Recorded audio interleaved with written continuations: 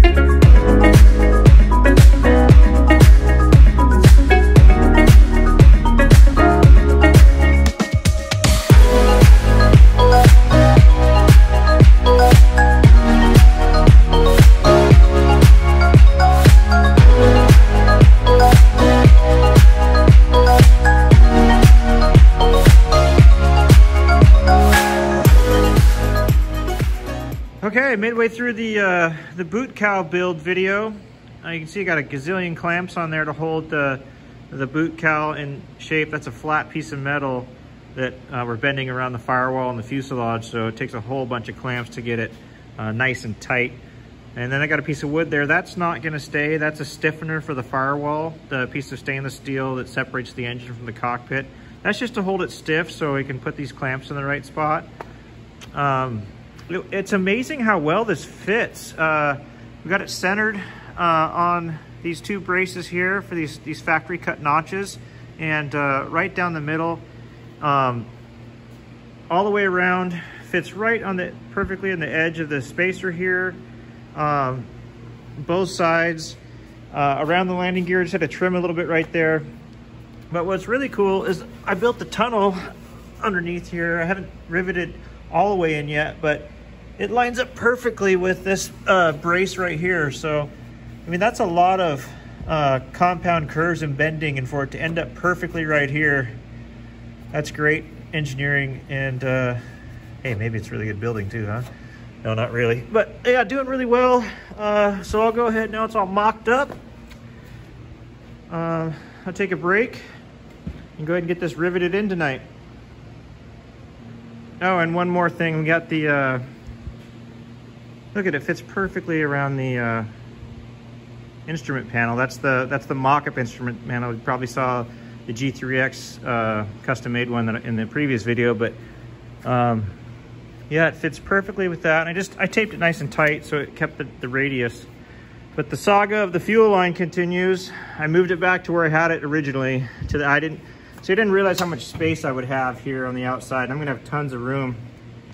So I originally had it here, I moved it here, and now it's back to here, and looks like this is the natural place for it to go. Okay, wow, that was a long evening. Got the boot cowl, well, the hard part of the boot cowl done, and I'm really excited about it. Got the spacers in correctly. It's all flush, looking good.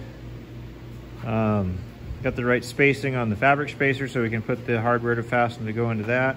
I still have to rivet the tunnel in there, but I'm gonna call it a night. It's pretty late at night, and super stoked about getting this done.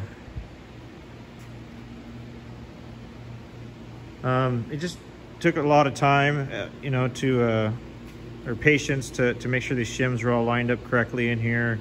with all those spring clamps and get all the angles in done right. I actually messed up. I was short a couple of these softer A rivets, and so I replaced them with a couple, upgraded to a couple firmer, or the 80 rivets in here, stronger rivets, and I messed up on those and had to redo those. So had to take this off, put it back on, so I basically got it started twice. I guess we could call it good practice, but it's on, so really excited. I'll finish up the tunnel down there. That's where the exhaust will come out and the air will come out that flows from the front of the engine to cool the engine. It's an air-cooled engine, and then out there at the bottom, and the exhaust also comes out there. And there's a little door hole in here. This is where the gasculator will go, and a drain, a low point drain. There's a little door that screws on here for access. So, yep, got the pulley perfectly centered there. A little cover will go over that. So yeah, I gotta just finish up a couple things here, but yeah, that's done. Super stoked. Huge step out of the way. All right, on to the next. Let's get this thing done.